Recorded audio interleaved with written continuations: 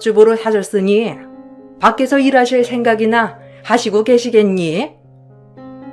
아, 어머님, 그런 건 걱정 안 하셔도 돼요.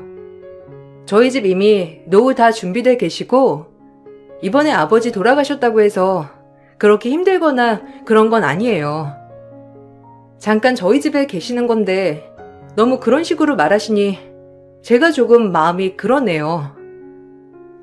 아니, 내가 못할 말 한 것도 아니고 아무리 가족이라고 해도 아닌 건 아니잖니. 그리고 아버지가 안 계시는데 앞으로 네 엄마 생활은 누군가가 책임을 져야 하는 거 아니니? 유산이라도 좀 받으면 모를까. 보아하니 사택에서도 나가셔야 된다는 거 보니까 가지고 계신 게 넉넉한 것도 아닌 것 같고 그래서 걱정돼서 하는 말인데 너는 뭘 그렇게 말하니? 친정아빠가 돌아가시고 나서 시모는 점점 저를 대하는 태도가 바뀌기 시작했어요. 전에는 저를 대하는 태도가 조심스러워 하셨지만 아빠가 돌아가시고 난 후엔 저를 무시하기 시작했죠. 그러던 중 시숙에게 여자친구가 생기게 되었고 결혼을 한다면서 소개를 하는 자리에 참석을 하게 되었는데 그 자리에서도 시모는 저와 남편을 무시했습니다. 동서라고 해도 되지?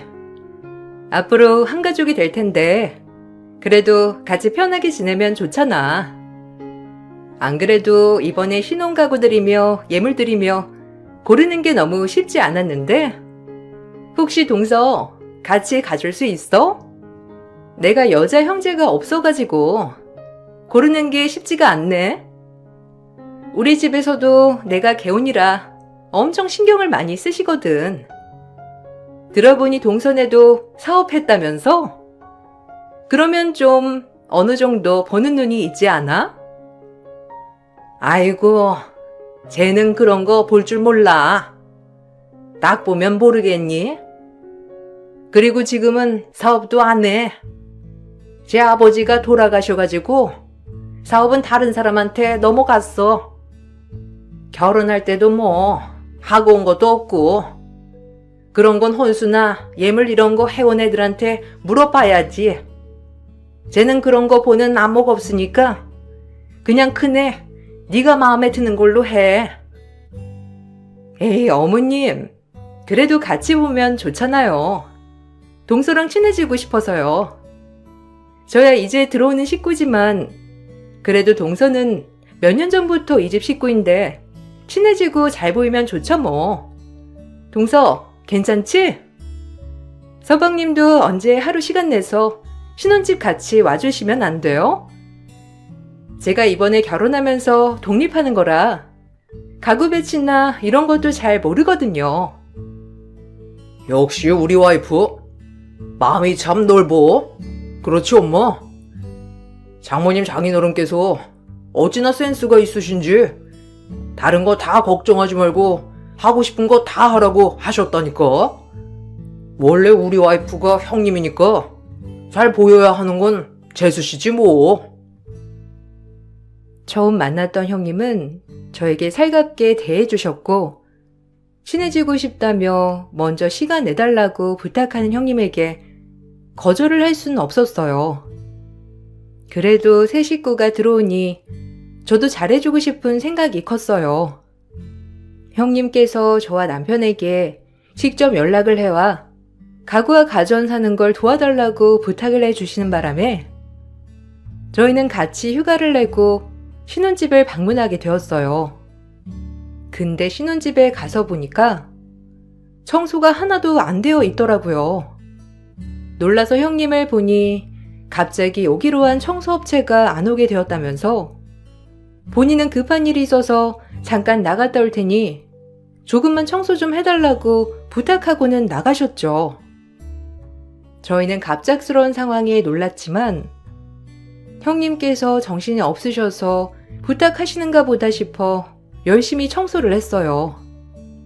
그런데 나중에 저녁이 다 되어서야 돌아온 형님과 시숙은 마치 저희가 당연한 일을 해야 하는 것처럼 저희를 대하셨어요. 아니, 이게 뭐야? 하루 종일 청소한 게 고작 이거야? 아니 그래도 청소해 주기로 했으면 구석구석 깔끔하게 해줘야지. 재수씨, 좀 너무한 거 아니에요? 아니 그래도 결혼 선물도 안 해주고 그러길래 이런 거라도 좀 도와줄 줄 알았더니만 이렇게 대충 청소를 해놓으면 어떡해 해요?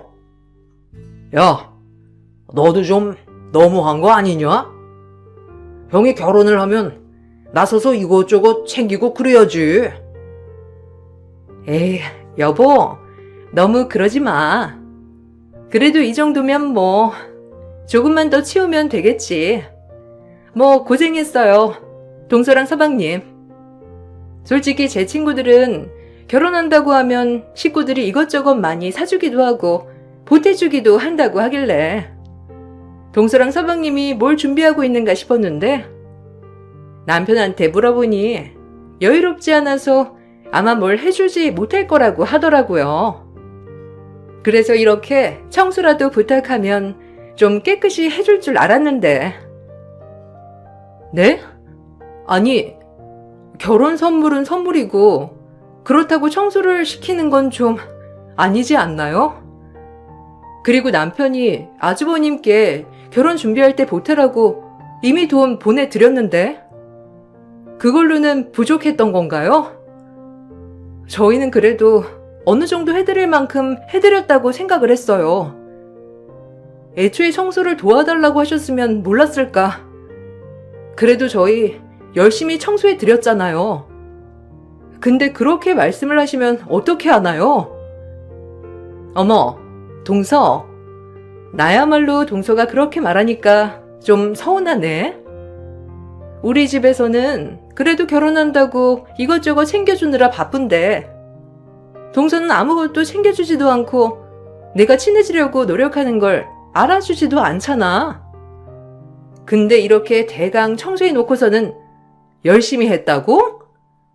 동서야말로 너무한다 정말. 저희에게 무언가를 챙겨줬던 것도 아니면서 바라는 것은 많았던 시댁 식구들에게 저와 남편은 질릴 대로 질려버렸어요.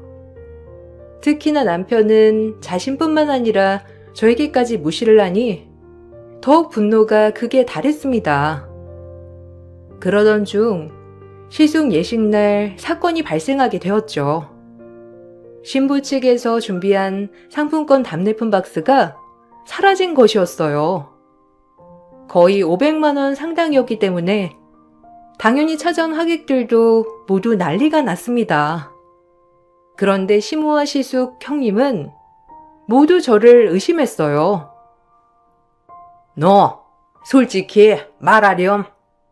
안 그래도 내가 너 의심스러운데 아무리 찾아봐도 안 나오니까 물어보는 거야. 아까 너 잠깐 화장실 간다고 하면서 어디 갔니? 왜 신부 대기실에서 나왔어? 신부는 거기 없었는데 어떻게 거기서 나왔냐고? 혹시 네가 가지고 갔니? 너 저번에 너네 엄마 소송 패했다고 하더니만 그래서 돈 필요했던 거야? 재수씨, 그렇게 안 봤는데 정말 너무하네. 그래도 잘 사는 집안이었잖아요. 근데 망했다고 그렇게 홀랑 도둑질까지 해요? 재수씨가 신부 대기실에서 나온 거 본 사람이 있어요. 일 더 커지기 전에 얼른 꺼내세요. 동서, 돈이 필요했으면 말을 하지 그랬어. 왜 남의 결혼식 이렇게 망치는 거야? 혹시 내가 저번에 그랬다고 복수하는 거야? 안 그래도 동서, 저번 일 이후로 나한테 냉랭한 게 이상했는데 우리끼리만 자리에 남게 할 테니까 동서 솔직히 말해. 무슨 소리 하시는 거예요? 제가 왜 그걸 가지고 가요? 그리고 신부 대기실은 어머님께서 저한테 가서 물건 가지고 오라고 해서 간 거였잖아요. 제가 무슨 화장실을 간다고 했다고 왜 절 의심하세요? 제가 왜 그걸 가지고 가요? 어머머, 동서, 진짜 뻔뻔하다. 동서가 솔직하게 말해줬으면 나 그냥 넘어갔을 거야. 이렇게 중요한 날 이런 큰 사건 버려놓고서는 뭐? 참나. 안 되겠네. 신고를 해야 되겠다. 죄송한데 저 신고할게요. 거지같이 이 꼴 때부터 알아봤어. 전 너무나 억울했지만 신부 대기실에서 마지막으로 들어갔다가 나왔던 사람이 저였고 목격자도 있었기 때문에 강력하게 의심을 받고 있었어요. 억울해 눈물이 다 나오려던 찰나에 남편은 예식장 측에 문의를 했고 바로 CCTV가 있다면서 관계자가 내부 CCTV를 돌렸죠. 그런데 화면에 찍힌 사람은 다름이 아닌 바로 이 세 사람이었어요. 가족들이 다 그 장면을 보고서는 할 말을 잃었습니다. 식이 시작되기 전에 이미 상품권이 들어있던 박스에서 모두 꺼내 세 사람이 나눠 가방에 담는 모습이 찍혀 있었죠. 도대체 이게 뭡니까? 세 사람이 작당을 하고 날 도둑으로 몰려고 했어요? 기가 막혀서. 도대체 이따위 짓거리를 꾸민 이유가 뭐예요? 네? 말 좀 해보세요. 아까 그렇게 소리소리를 쳐놓고서는 왜 한마디도 못하세요? 아니, 아유, 우리가 착각했나 보네. 아유, 정신이 없어가지고 착각했나 봐. 아유, 바쁘고 정신없다 보면 그럴 수도 있는 거지. 무슨 그렇게 큰 소리를 내니? 어쨌든 결혼식 끝나고서 일단 얘기를 하고 상품권 어디 있는지 찾았으니까 다행이지 않니? 도둑이 없었나 보다. 정말 너무들 하시네요. 평생을 절 그렇게 괴롭히시더니 기어이 이 사람까지 괴롭히셔야 되겠어요? 절 그렇게 차별한 건 그렇다고 하더라도 아내한테까지 그러시는 건 정말 너무하신 거 아니에요? 어떻게 그런 짓을 하십니까? 굴러들어온 자식이라고 그딴 취급한 것도 서러운데 아무 죄 없는 사람을 이렇게 모욕을 해요? 남편은 제 손을 붙잡고 식장을 나왔습니다. 전 너무 억울해 식장에서 나오자마자 펑펑 눈물이 쏟아져 나왔죠. 그로부터 며칠 후 저희 집을 찾아온 것은 다름 아닌 시부였어요. 시부께선 그동안 그 많은 일이 있을 때까지 한마디도 거들지도 참견하지도 않으셨는데 이번 일로 처음 저희 집까지 찾아오셨죠. 동현아, 미안하다. 내가 부족한 아비라서. 사실 네가 우리 집에 올 때부터 나는 네 엄마한테 평생 져주겠다고 다짐했어. 솔직히 그렇지 않니? 네가 친 아들도 아니고 내 동생의 자식인데 자식으로 받아준다는 게 그게 너무 고마웠거든. 난 그래서 그게 정말 대단한 일이라고 생각해서 아무런 참견도 해줄 수가 없었어. 미안하다. 이거 내가 가지고 있었던 재산 전부다. 너한테 증여해 주려고 이렇게 찾아온 거야. 아버지, 이거 저 받는다고 그 사람들 용서 안 할 거예요. 평생 서럽게 자란 거 아버지도 아시잖아요. 아버지한테는 저 성인 돼서 알았다곤 했지만 사실 저 정말 어렸을 때부터 어머니는 저한테 친자식 아니라고 매번 얘기하셨어요. 항상 형이랑 비교하고 무조건 형한테 양보해야 하고 아버지한테 말이라도 할라치면 쫓아내겠다고 압박하셨고요. 그래도 어린절 굶기진 않고 키워주셨으니 감사하다고 생각하면서 살았어요. 근데 아내한테까지 그렇게 무시하는 건 전 절대로 참을 수 없어요. 알아, 안다. 내가 부족해서 그런 일이 있는 거지. 내가 잘못 생각을 한 것 같구나. 뭐든 내 잘못이니 탓하려거든 날 탓하렴. 내가 네 편에 서서 널 지켜줬어야 하는 건데 내가 잘못 생각했어. 이번에 결혼식장에서 나중에 사실 알고 나서 내가 정말 충격이었어. 그동안 동규 엄마가 동규만 예뻐했다는 걸 알고는 있었지만 그럴 줄이야 상상조차 못했다. 이건 내 사과이기도 하지만 네 친부모 몫이기도 했으니 받아다오. 사실 남편은 시부의 형제의 자식이었는데 남편이 돌이 갓 지났을 때 친부모가 사고로 돌아가시게 되었고 시할머니께서 모든 재산을 넘겨줄 테니 남편을 키워달라고 부탁을 하셨던 거였어요. 시부께선 고민을 하셨지만 시모가 적극적으로 찬성을 해서 남편을 입양하게 되었는데 재산을 받고 난 후에는 시모의 태도가 달라졌던 거였어요.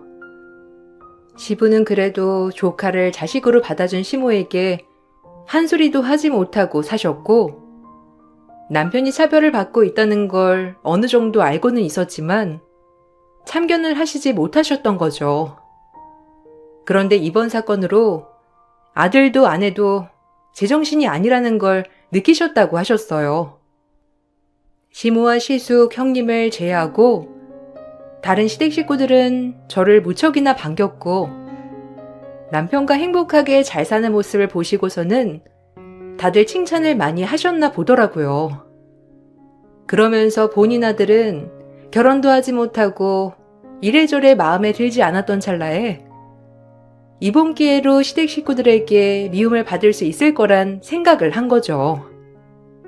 이런 말도 안 되는 생각을 세 사람이 똑같이 했다는 게 정말 어처구니가 없었어요. 시부는 남편에게 모든 재산을 증여하셨고 시모에게는 이혼 소송을 하셨어요. 시모와 시숙, 형님은 재산을 모두 남편에게 주는 건 말도 안 되는 일이라며 반발을 했죠.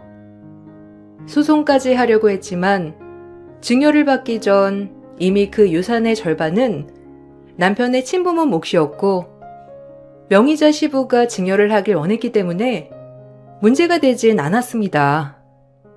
시모에게 한 이혼 소송도 승소를 해서 시부는 시모와의 관계도 모두 정리를 하셨죠. 뒤늦게 시모는 미안하다며 저에게 연락이 오시기도 했어요. 둘째야, 아유, 내가 정말 미안해. 동현이가 전화를 안 받아서 그런데 내 전화 좀 받아달라고 해주겠니? 할 말이 있어서 그래. 나는 단지 친자식이 혹시라도 차별을 받을까 싶어서 그랬던 건데 생각을 해보니까 동현이 입장에서는 그게 정말 서러웠을 수도 있겠다 싶네. 내가 진심으로 사과를 하고 싶은데 혹시나 만나줄 수 있겠니? 너에게도 사과하고 싶어. 전 아주머니 며느리가 아니에요.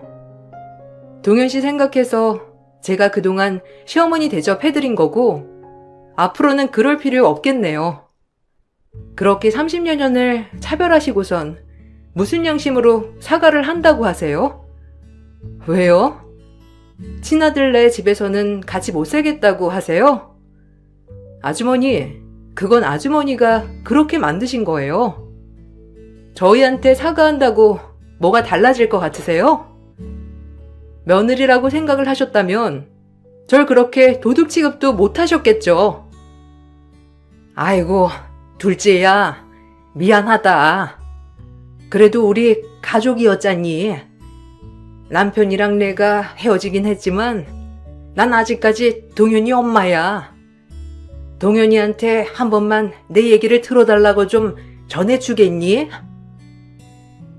나중에 들어보니 시모는 오갈 데 없이 시부와 이혼을 했고 결국 친아들 집으로 들어가게 되었는데 형님과 불화 때문에 그 집에서도 쫓겨날 위기라고 했어요. 중간에 끼인 시숙은 이러지도 저러지도 못하고 있다고 해요.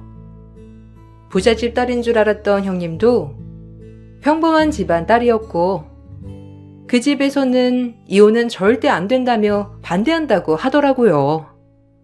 결국 형님 또한 이혼도 하지 못하고 시모를 모시고 살고 있고, 시모는 형님 눈치를 보면서 스트레스를 받고 있는 거죠.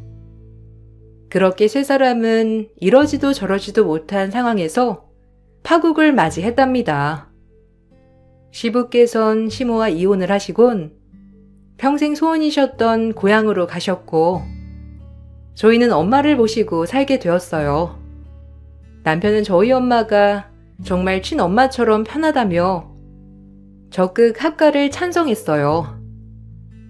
저희 세 식구 앞으로는 더욱 행복하게 잘 지내려고요. 긴 사연을 들어주신 분들께 정말 감사의 말씀 드리고 싶네요.